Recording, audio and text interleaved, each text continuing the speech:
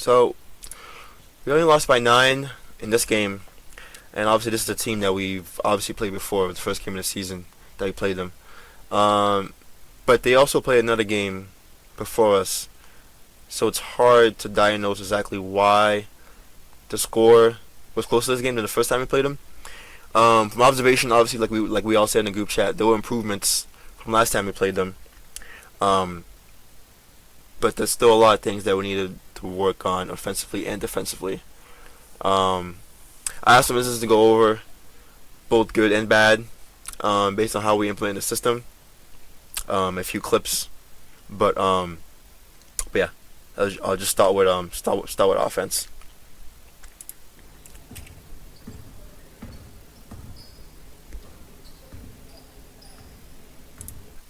So here Zach passes it and sets an unwanted ball screen, and the floor gets shrunk. Makes it easy for the opposition to defend us. Um, Ball screens obviously are not like something that's explicitly like laid out in the offense and the slides and all that. But if the ball handler wants a ball screen, then that's fine. But just passing it and then going towards your pass and setting a screen without them calling for it, stuff like that shrinks the floor. Um, and it makes kind of easy for us to defend. And I think they end up getting a tip off that.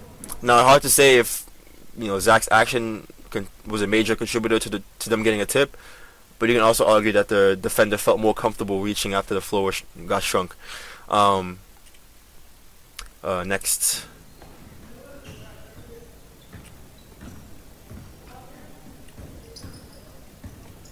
So again, Zach wanders towards the ball for no reason. He had a good spot in there, and he cut even though his man was looking right at him here. So you really don't only want to cut if your guy is playing too high on you or he's trailing you. Cuts like these just kind of shrink the floor for no reason. So there's really no point in cutting, and Zach's guy I think ends up you know contesting Steven who drove, which is good. And then we end up getting a turnover off that. So yeah, we really want to make sure that we don't do too much, like a better term. And so like sometimes it's better to do nothing. If your guy's staring right at you, right dead at you, there's kind of no point of cutting unless you have a size disadvantage and you kind of want to take him to a post, call for the ball or something like that. But spacing sometimes better do nothing and space the floor. Spacing creates gaps, and gaps create good offense. Alright, so next instance.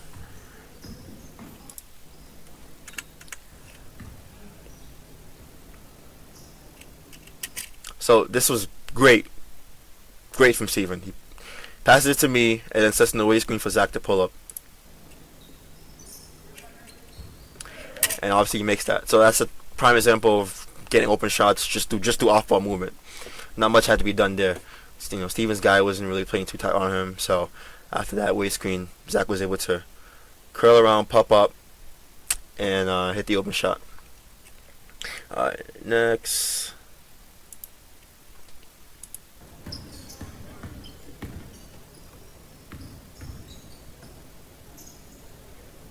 Alright, so Steven attempts to attack the paint, which is good. Obviously, it doesn't work, so he ends up in Kevin's space. So he gives him a handoff for him to attack, going to his left, which is Kevin's specialty. Not mad at all for Kevin for driving. I mean, we want more dribble penetration to the paint because it causes the other team to collapse, and when they collapse, they put multiple people on the ball, and that makes it easier for us to kick out and work towards that. Obviously, Kevin has to realize this and be prepared to kick out. But if we're getting shots up in the restricted area, then that's a good sign, and we can work off that. So that was good. Good instance right there. Alright, for next one, another good instance. So obviously Kevin realizes he sees his man playing too high on him, and does a backdoor cut. Steven attempts a bounce pass. It's fine. This is the prime example of a good time to cut. For backdoor cuts, obviously in the slides we we highlight, if your man's playing too high on you, then we can do dribble actions. So a good instance or example of that would have been if Steven would have dribbled towards Kevin kind of area and did a bounce pass there. But I wanted to highlight this because this was a good example of a cut that actually helps us and not just shrinks the floor. Next one is a bad example. Probably the worst example that we want to do. So Kevin passes the ball and then just stands still. Like I said before, standing still and spacing out the floor is sometimes better than cutting for no reason. But if at this point we want to make sure that we're standing still after pass as least as possible if it doesn't contribute to any sort of spacing or penetration. So obviously Kevin started off dribbling up the ball towards the wing and passed it to corner. So in that instance, he should have let me see. He should have basically set a screen for the nearest guy and then set an actual screen for the guy in the corner. So I'm sorry, in the wing. So he passed it from wing to corner. So he should have set a screen for whoever is here for them to pop out or curl, and then set an actual screen for Steven. So basically, if we have if you pass the ball and you have two people on the opposite side of you, then we run that circle action where you set a kind of a fake screen to the next person to the next of you, and then an actual screen for the person 2 spots away from you. And these are all away screens, so basically screens that are away from the direction that you pass the ball towards. Nevertheless, passing and standing still is something that we really don't want to do, because we can get a lot of good shots off ball movement. And so yeah, that's kind of why I want to highlight that. Next instance is a great example, though. A good example, I should say.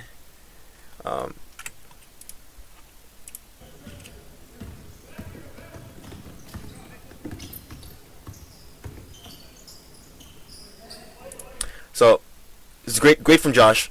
He penetrates the paint off transition, which is what we want to do. Gets 2 guys on him, and that's good spacing from Kevin for an open 3. And he banks it. And you hear me yelling in the back, that's the shot. But yeah, that was a good example of good transition offense, and just good offense in general. I think next instance is also a good.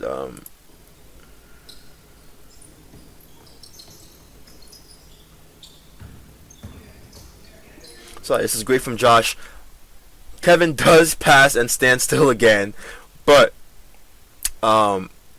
we weren't really properly spaced, so there was a big gap on that left hand side, and Josh identified that, and he just got the ball and went and drove.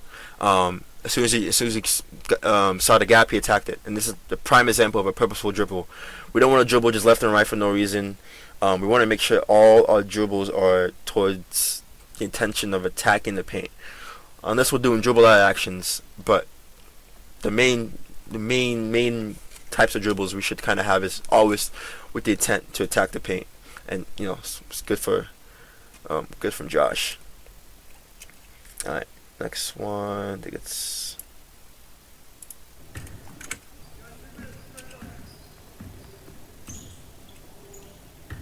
so Sonny cut in the paint. His man was trailing behind him. It's good.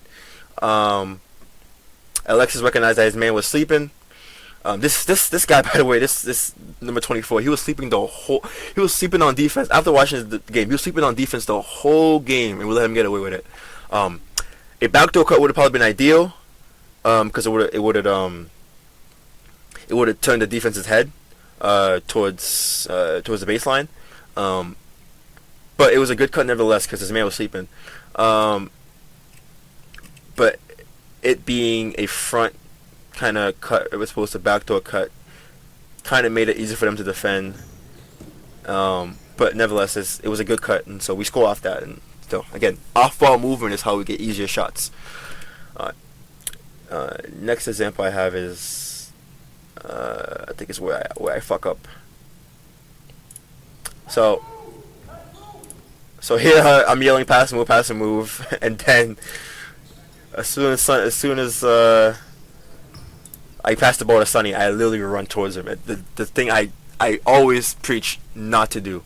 So I fuck up. I run towards the direction I passed it to. Maybe because I saw Alexis come towards me, I was confused. But nevertheless, I shouldn't have done that. I probably should have exited baseline in order to give Sonny some space. And then I think I ended up bumping into Sonny and making him fall down. So yeah, that's a perfect example of shrinking the fourth and making it easy for them to defend us, which is not what we want to do. So that's my thought on that. Next example should be a little bit more happier regarding offense.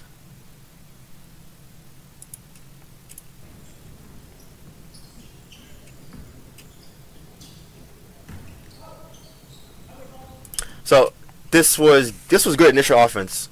Let me go back. So obviously Zach is trying to break down this guy, which is fine. This is fine. He's trying to get to the paint.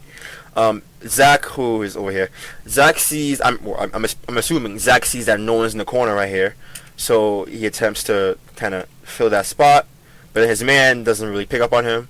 So Zach, with always eyes on the ball, which is good.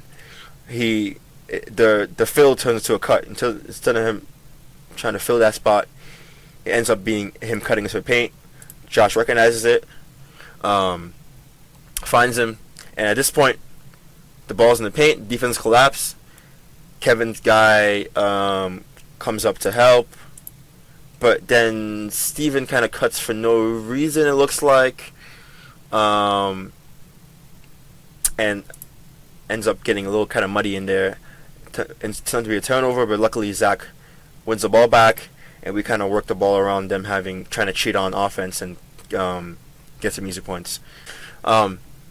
So he gets jammed out, obviously. So he gives a handoff towards his nearest teammate. And obviously a handoff ends up with you sending a screen. Now, passing and running towards your teammate to set an uncalled ball screen is not really what we want to do.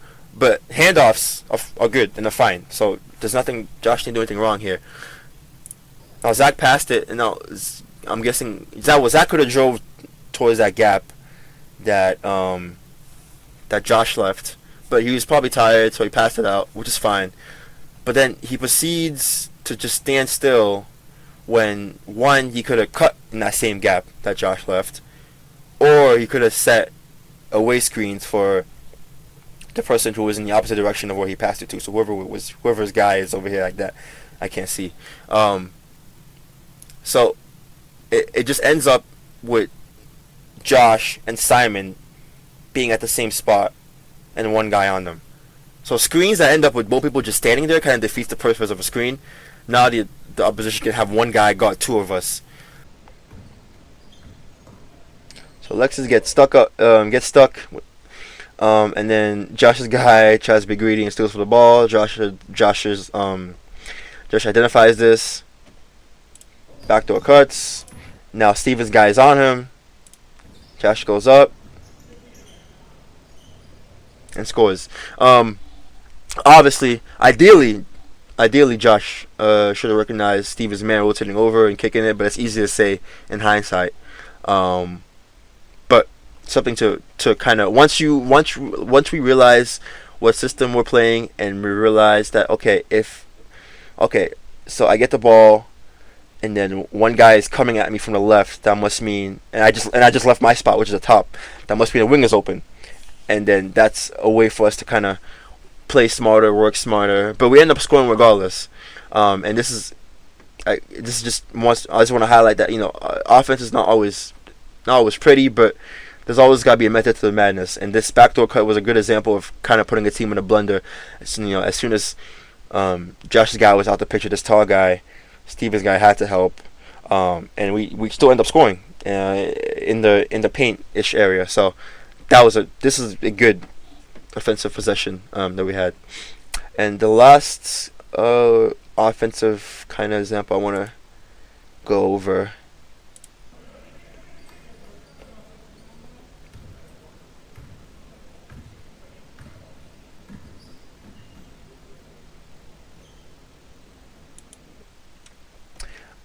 So Alexis again realizes that his man was lagging behind. So yeah, Alexis realizes his man was lagging behind, so he cut. Steven passes to him, got the ball, couldn't really go up, so he exited towards the perimeter. But again, the paint and the ball entered the paint, and the defense had to collapse. Everyone on the defense is looking towards the paint area. And then the ball is kicked out to Kevin. Kevin passes to Steven. And the fact that Steven was initial passer to Alexis for the cut. And so the fact that Steven passes the paint and not the perimeter means that this is a good example of where passing and standing still is fine, because there's no reason for Steven to do anything besides space the floor, because the ball already entered the perimeter. I'm sorry, the ball already entered the paint, so there's no reason for him to do anything. What's good, Steven did good, and he kind of stayed there and spaced the floor, and eventually got the ball. So that was a good example of passing and standing still being beneficial towards us. So the main thing I would say that we struggled with on defense is rebounding, among other things. But we're obviously an undersized team, but this is also why we have to be more diligent concerning how we play defense, and especially how we secure rebounds. But yeah, most of the examples I have are regarding rebounding. But this first example here, this is a good example of how I want us to play defense. Kind of want us to have a no middle penetration kind of mentality. Want us to be more proactive in terms of how we play defense. Like we want them to react towards us, towards our ball pressure, rather than us react towards them. And so here I'm making my guy go left, position myself for him to go left. Mainly because I realized that there's a big space towards this side right here, and I don't want him to drive there, so I'm kind of forcing him to only kind of go left, and he ends up doing that, and he gets stuck with the help, and they end up taking a kind of tough shot is. He was kind of mildly open, and I do want us to contest every shot, but yeah, I kind of want to start with that example because it was a good example of kind of making the opposition guide them towards where you want them to go. Now this next example is a really, really bad rebounding sequence.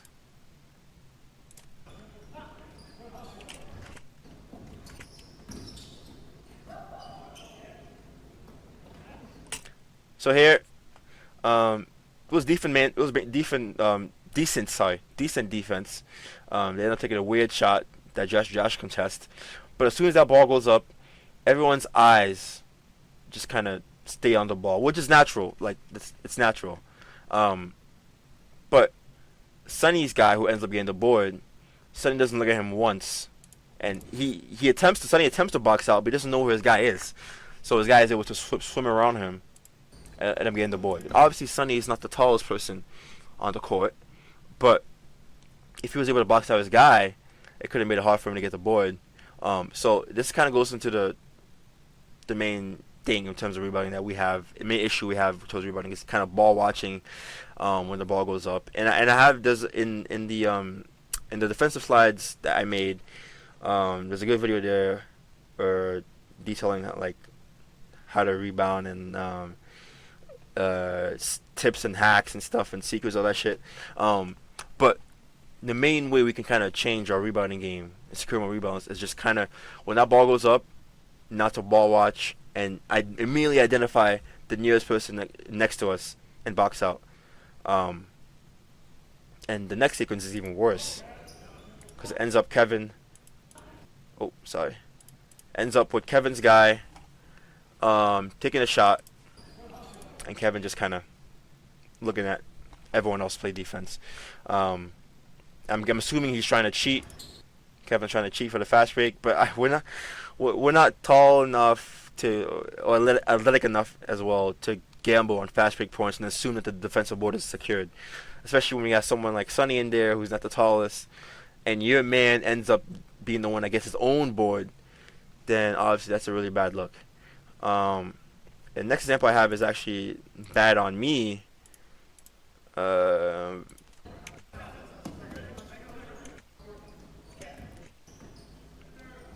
so the ball goes up, and I just watched the ball go up, and then my guy who was supposed to be guarding leaves his spot and gets the ball over me. So yeah, that's another example of me ball watching and not boxing out and letting up an old board. So yeah, even although I'm saying all this, it even happens to me quite often as well. So this example has nothing to do. With rebounding at all. It's has to do with something that I'm gonna highlight over in another video of how we should attack it. But ball screen defense.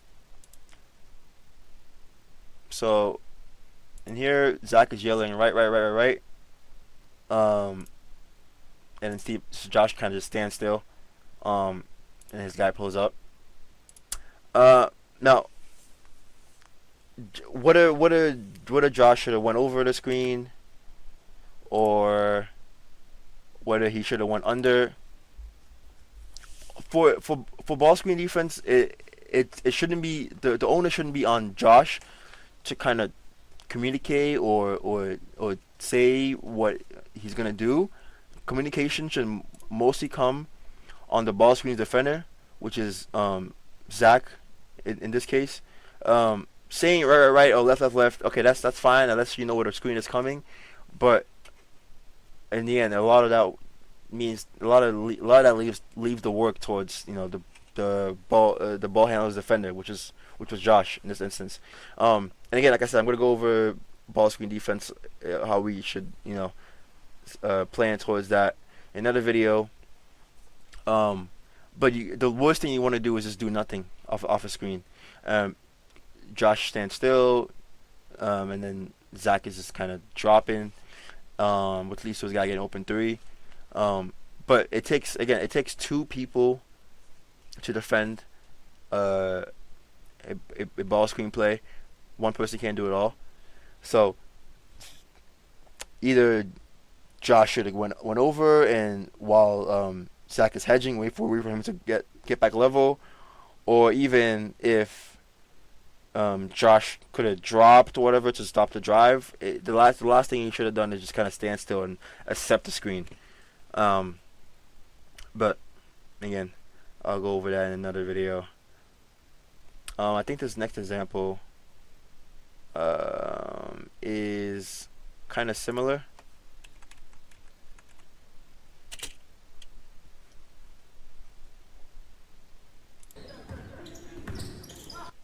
So Alexis gets screened. Let me go over again. So Alexis gets screened, and the screener's defender, which is Steven in this instance. Again, he's dropping while Alexis is fighting over the screen.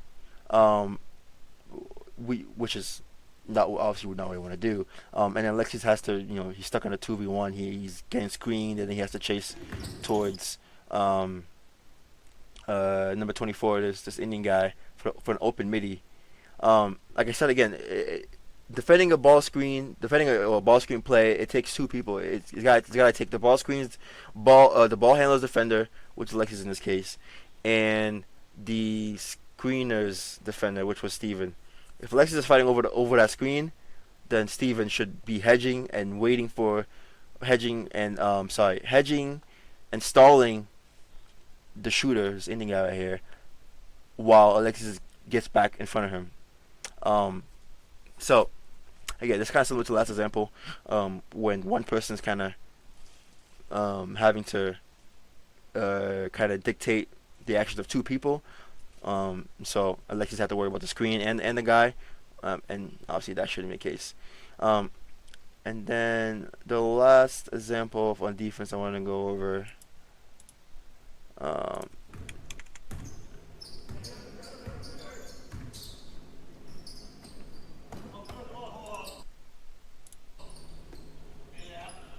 Yeah, nothing so special to say. This is lazy defense, but I want to highlight this because when we waste our energy on offense, our defense heavily suffers because defense really it's one of the most important things in defense is kind of literally just effort, stamina, and communication.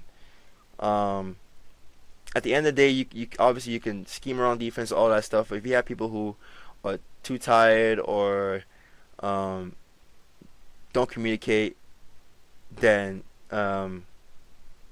there's nothing you can kind of do to work around that. Um, and look, and there's like what 9 minutes left in the game. So we should. There's no reason why they should be getting a shot like these. 9 minutes left in the game. It only goes to show how much energy we are wasting on other parts of the game. And so this is all to kind of go back towards um, being more purposeful the way we play and intentful and all that stuff. But yeah, kind of want to highlight that just to show kind of the long-lasting effects that poor planning can have. I don't expect us to, play the perfect game and follow the system to its fullest. But there needs to be a deliberate attempt. Like for us to properly compete, we have to begin to pay more attention to the details and kind of be more diligent the way we play. Like the system is there, the offense and defense. The system is there to give us a competitive edge and a game plan for all of us to be on the same page. Like our practice time is limited, so refer to the slides and YouTube videos for that. But if there's any questions, suggestions, bring it up. The system can always change, but it needs to be a collective effort. It's something that we all gotta buy in and work towards together. But for now, to summarize, based on our two performances so far, in terms of offense, spacing creates gaps, and gaps creates good offense. In all 5 out, let's just go over it. In all 5 out, the corners needs to be filled, both wings and the top. Us cutting and us doing all that stuff is fine, but if nothing happens in those 5 or 3 seconds of all that movement and actions that we're doing, then we gotta revert back to the 5 out. There's no shot clock. There's no reason why we should rush anything. 2, wasteful dribbles, going left and right into other people's spaces and not attacking the basket. Like I said, the only kind of dribbling we should do is with the always intention to attack the basket and attack the matchup. If you're dribbling to other people's spaces, like let's say you're in the top and you're dribbling towards the wing, all this stuff, it kind of messes up the spacing. And we only have those kind of actions, those dribble actions, when we want to do backdoor cuts off the guy that you're dribbling towards, and therefore maybe you're on running a play or something. But right now our 2-play zone, we don't have us dribbling towards anyone's spaces. So there's no reason why you should kind of dribble too far left and right into other people. And 3, passing and standing still and setting an unwanted ball screen. Like I said, the only ball screen we have listed in this offense is set play 1. But if the ball handler is calling for a ball screen, that's fine as well. But just don't set random ball screens if no one's really calling for it. And then lastly, cutting only when your opponent is playing too high on you or is already trailing you. That's kind of self-explanatory. So yeah, when we waste energy on offense, again, like I said, our defense suffers. Starting off from our dribbles and all that stuff and our spacing. Most of the time, if the drive is not there within the first couple seconds to get the ball, you're going to have to waste a lot of energy to get up a good shot. We don't have stamina to waste energy and time on the ball. If it's not there, pass and run the actions is playing in our offense over here. And yeah, cuts should happen only when only when opponent's playing too high or defender's chasing off the screen or trailing behind you. And again, remember the spacing. For defense, we want to make sure that we're being the proactive ones. We're guiding them where we want them to go, and that's always away from the middle. Like I say on off regarding our offense, drives in the paint and just paint touches in general collapse the defense, and that's what we kind of do not want in our when we're defending. We don't want anything in towards the middle, and I go into more detail in another video. Talking on the screens, properly communicating, saying screen right, screen left. Okay, that's fine, but we want to be a little bit more intricate in the way that we talk on the screens. And most importantly, when it comes to rebounding, because it's going to be a big part in how good we play defense, is ball watching when a shot goes up. We don't, obviously, again, height and all that stuff is a big factor in rebounding, but there's a lot of ways for us to be a better rebounding team. There's a good video there's a good video I added in the slides as well. But when that shot goes up, first things first, identify your man or nearest man and box out. Don't watch the ball go up in the air the whole time. That's pretty self-explanatory.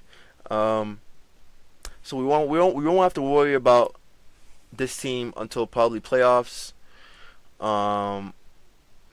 Depending on how much teams play playoffs, there's only 4 teams in the league, so who knows.